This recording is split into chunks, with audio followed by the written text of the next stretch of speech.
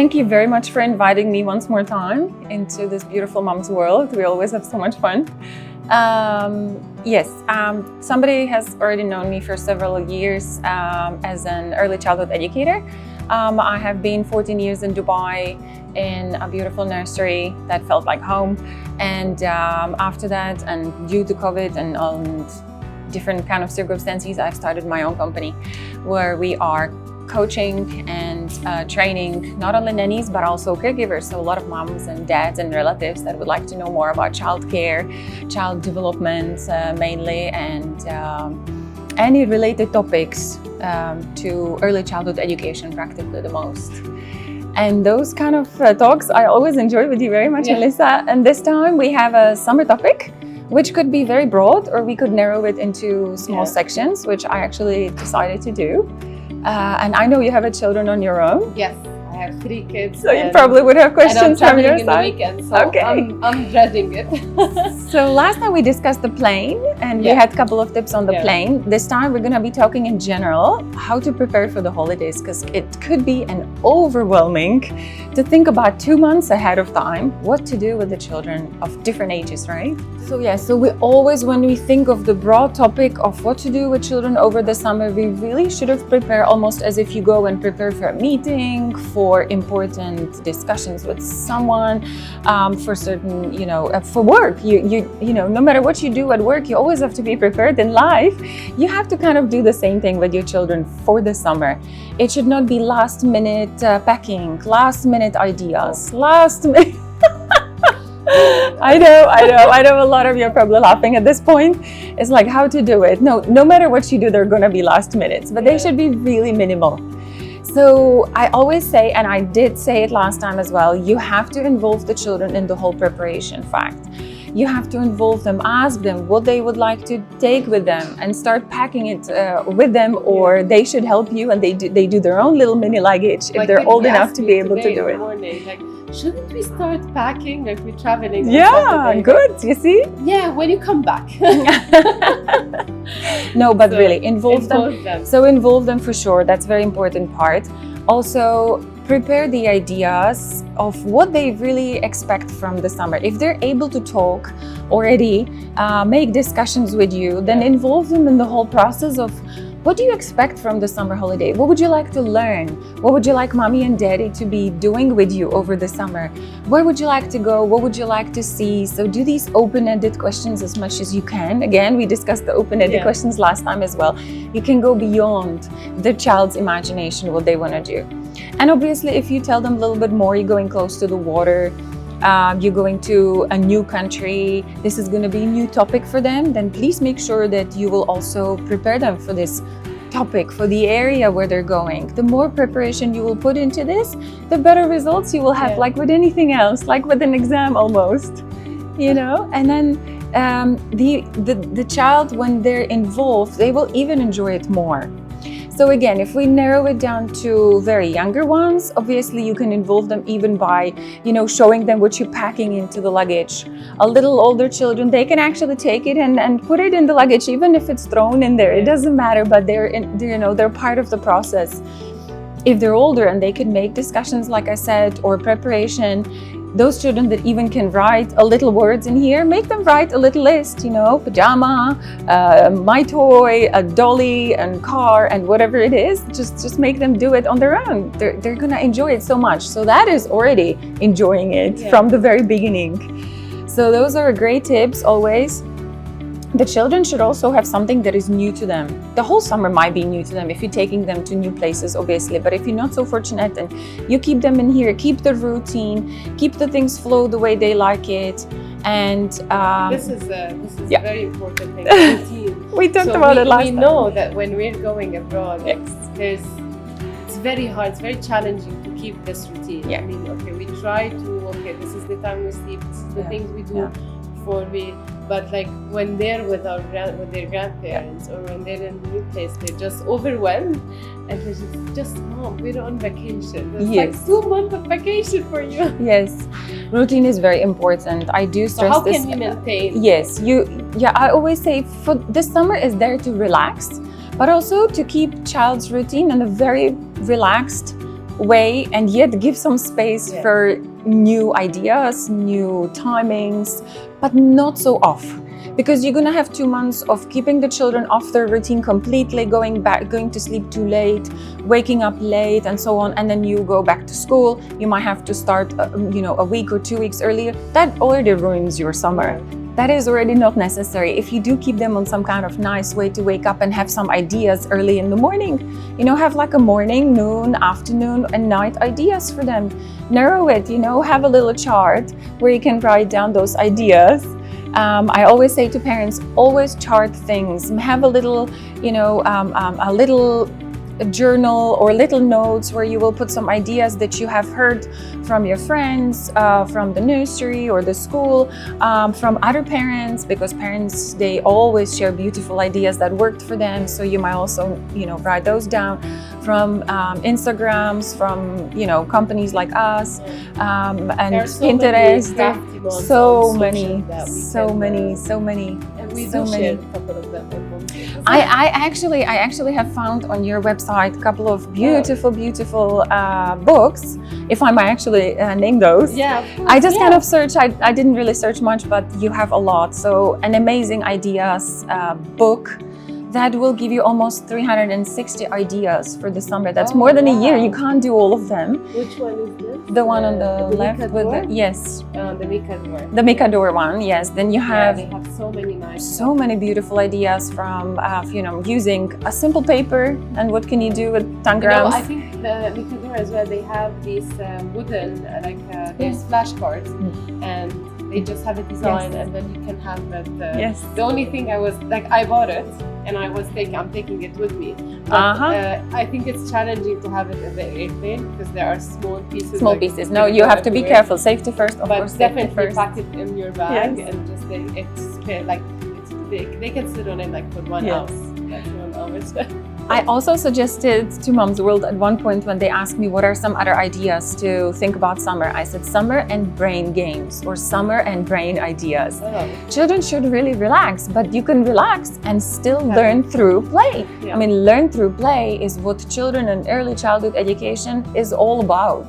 You're learning through play. The more you give them an ideas, or the more they find their own ideas, and you really will just enrich this imagination in children, the better. And they will be so much more ready than any other child who is maybe having some structure over the summer, or has done absolutely nothing and stayed in front of the tablet and the computer and the telephone, which is actually happening, and I've seen it a lot too. And there's so many ideas. And weeks pass by, So you have also this brain games that I found on your website. A beautiful brain games ideas. For younger children, from playing all the way to... it's really nice. It's really nice, called Brain Games. Anyway, other ideas that I found were alphabet games. There's so many ideas. Those are for 4 to 6 year olds approximately. So many games you can actually create with simple alphabet. Again, it's games. It's fun, and because you have more time, you probably take vacation, or the dad takes vacation, or grandma, grandpas are there for the children. This is a great time to grab it and really help the child to bond with you. What we call heart to heart. This summer should be all about heart to heart. It's really giving. This is why we call the session heart to heart. I did want to call it heart to heart. So we have bonding time. This is your unique bonding time over the summer with your children. It should be you give to the children all of yourself, your ideas, what you've done, your history, or your, what you've done as a child. And maybe they like to copy this of, really, you ran to the woods? Let's go. Really, you went pick up mushrooms? Let's go. Teach me about them, because you can't do it in here, and you can't do it in the summer, and you're limited to certain, we're talking about here, but some children and some parents are really fortunate to go to countries when they can do all of these activities, picking berries, run through fields, go discover wild animals, just be outdoors all the time. Again, so the one area is the brain area and the brain games, and other area is also enjoy the outdoors the best you can. Really go build those little houses with twigs. Let them lead the games, the children. Child-led games is always more important than adult-led games. Than parent-led games, about all of this. Exactly. No interruption. Just let them go wild. This is their time for increasing their imagination. Like, I could not stress enough. I'm sure every mom is now saying, but this sounds so easy, but it's actually not. And things can go completely beyond our imagination. What do we imagine how things will go over the summer? Somebody may get ill in between, or things can go wrong. Yes, but again, you have the time to fix all of this. You have the time to relax. You have the time to bond. You have the time to give them just your heart. So I could see here also, like, one of the things that I'm trying to do with my elder child is to have the journal. Yes. So I bought this book. It's called All Places I Would Go, the Dr. Seuss one. Yes, that's a good one. It's like a diary, and I know, like, they don't want, like, after school, they just don't want to hear, like, hold any pencil or any paper, and they just don't want to write. This is their nightmare. Oh, is it? So I just try to tell them, like, okay, every place we go, just let's try the place that we go to, or I think just like the small words and make it just simple for them. The journaling, yes, the journaling was, I think the first time I heard the word journaling was 25 years ago. Honestly, in US, and they were so big about journaling or journals and keeping journals. And I don't know if the school has actually promoted it at that time or if it was such a big trend, but I think it was kept over the years because I have seen it. Many children are doing it in many countries, and it really is fun. And if you don't want to buy the complicated journals and you don't want to spend any money, just line, a couple of simple book, line a paper, clip them together, and then say, where would you like to go? What's your expectations? What have you learned? And did you have fun? Or your emotions. Definitely add the emotions into it. This is the time to talk about emotions of the child a lot. So you can just simply make it on your own. It doesn't have to be complicated or print out simple sheets out of a computer or internet, and then have the children narrow the activities into games. What games have you done? What activities have you done? Have you connected to the outdoor? Have you connected to understanding your emotions or learning some of your new? Because whenever you go, you even yourself, you feel different, right? You might feel different because the things smell differently. There's sensory that's just sort of like hidden. The weather is very different. You might all of a sudden have some rain on your skin, which these children actually don't get a lot. So there's so many new sensories that are happening. So please just write those down. Have the child make them understand what it is about, especially in early years. They need to understand all about sensory, especially the youngest ones. How about the youngest one? How can we get them into doing this? Again, they can't try it. Youngest, learning through play sensories. These 2 sentences will probably cover it all. Again, a lot of outdoor times, a lot of sensories that we normally don't get in here. So think about it. Like I said, rain, water. Water we get in the pools, but not necessarily into certain specific things. Like there's a splash, the water can be frozen, the water can be cold, the water can be warm, the water can be, in different sort of like it evaporates. There's a humidity, things that they have not experienced normally. Then you can have sensory such as the outdoors. There's a lot of things that are pricky, a lot of things that are smooth, a lot of things.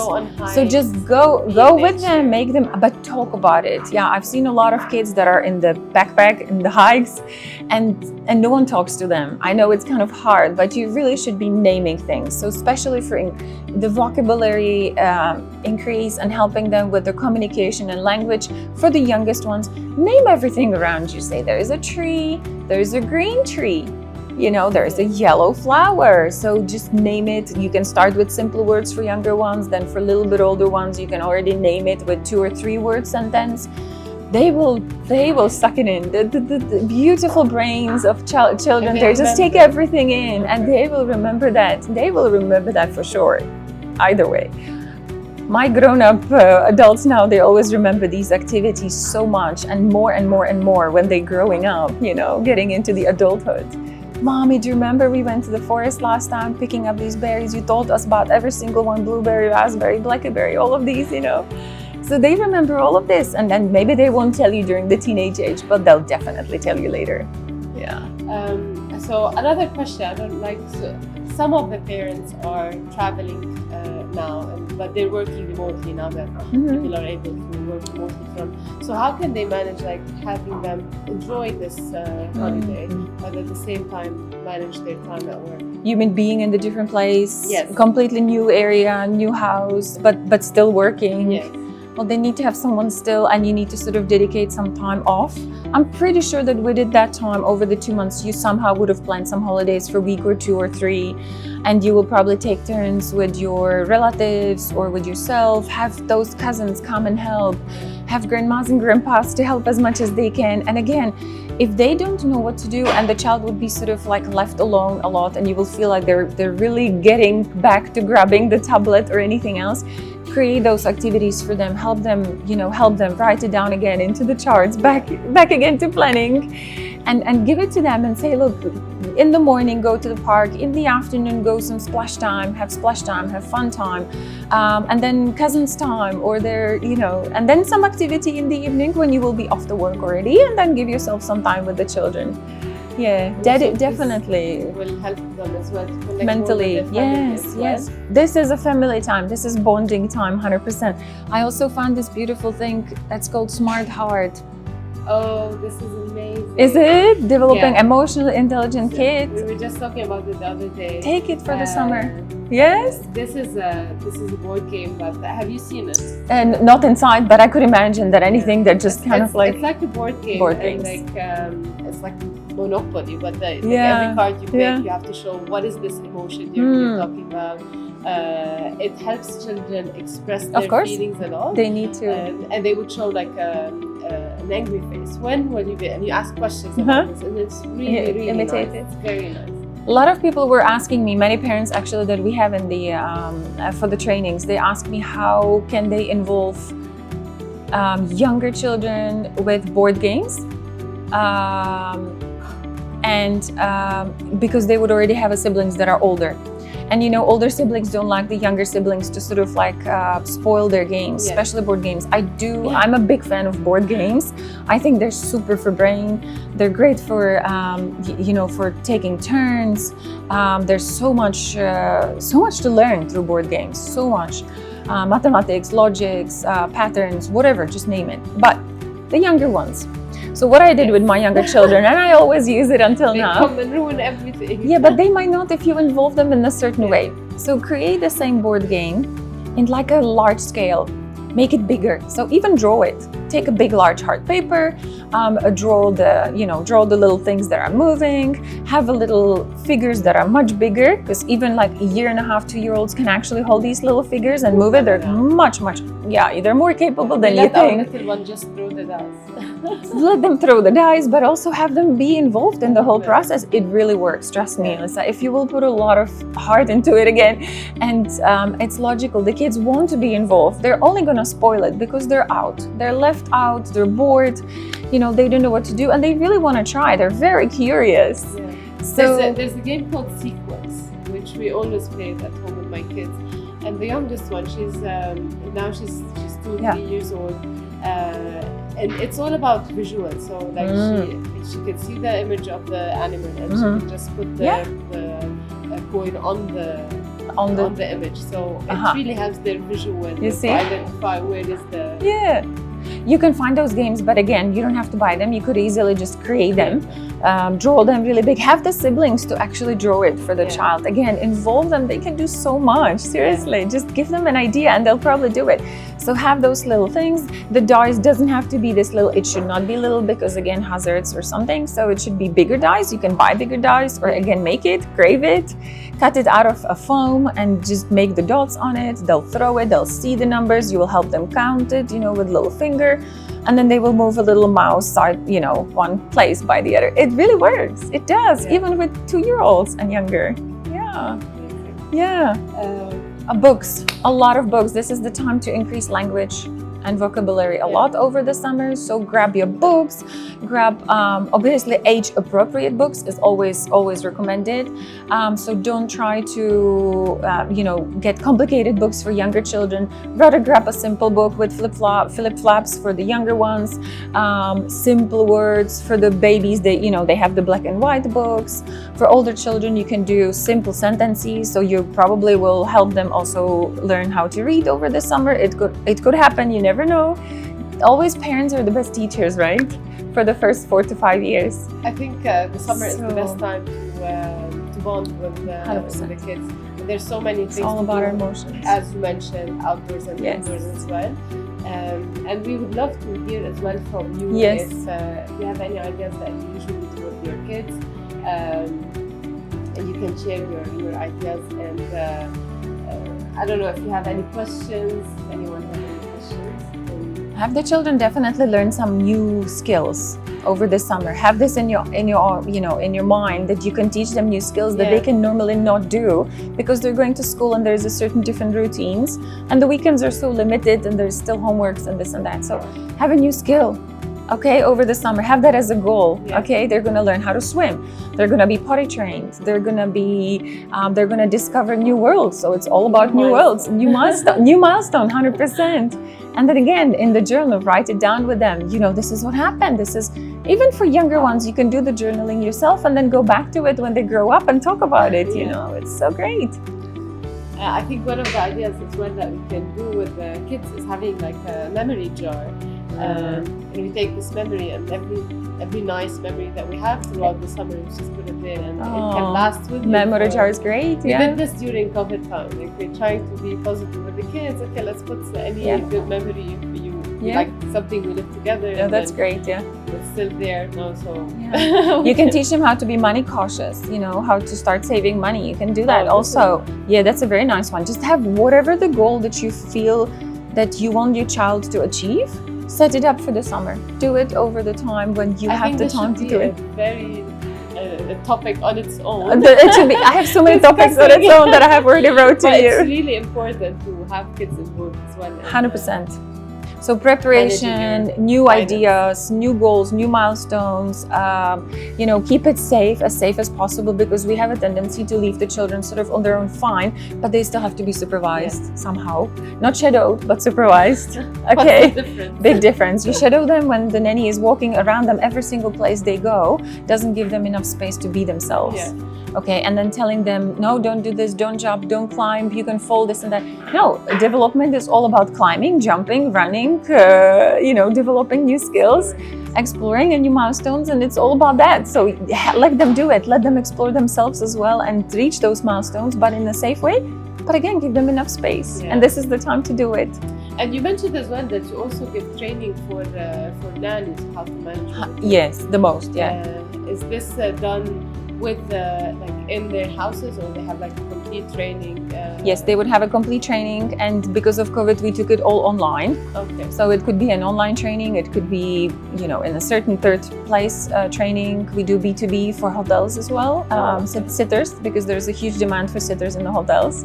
Yes, so, and the nannies, I always feel, because they're part of the family, they really should be in line with the parents. They 100% have to know what to do, exactly, follow what the family is about, what the vibes, what the family brand is really. We talk about brands these days, what the culture is about, how to really support it, and be just part of it. So we do train them about culture, inclusiveness, communication with the children and the family itself, and obviously all kinds of skills like how to help with potty training or do that on their own.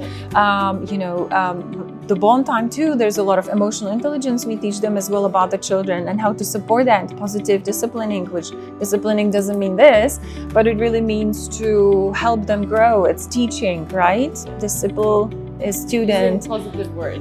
Using the positive manners. Again, teach them a lot about their own emotions. So all of this is included in it, which I've never seen a program that has been doing this before at all. So yeah, we take it from the heart. That's nice. Yes. That's a really good idea. Yeah.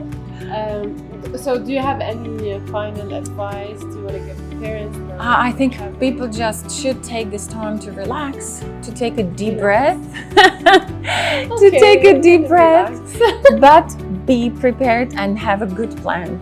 Have a good plan. Imagine these ideas. Picture the summer, what it's going to look like. Put it on that paper. Have a little tick boxes or that little journal or the little ideas. Take it with you. And if it's not, don't stress yourself about it if it's not going to work that way. But be prepared, because children really like the routines and they like to understand what comes next. What's coming, What's coming next is very important. It's very important for us as an educators. It's important for the children, even with the parents. You will have much better bond with them and much better sort of exchange of knowing what one expects from the other. So yes, that's I think wrapping it up. Yeah. Other topics. Back to school. I like yes. the financial part. Oh, you do? Okay. Managing money cautious. Your finance with kids. But yeah, we have that's a good we also topic. have the back to school. Yes. Session that we Back to school and back to nursery. This is very important that we always talk about back to school, but we hardly ever talk about back to nursery. Yeah. And the children are kind of lost, and there's not enough information about the nursery readiness or the nursery preparedness. So yeah, so we do those consultations as well. But yeah, let's do that as a topic as well. We'll try. Thank you so much. You're welcome. Thank you, Ilona. Thank you for inviting me Thank you again. everyone for joining. Thanks.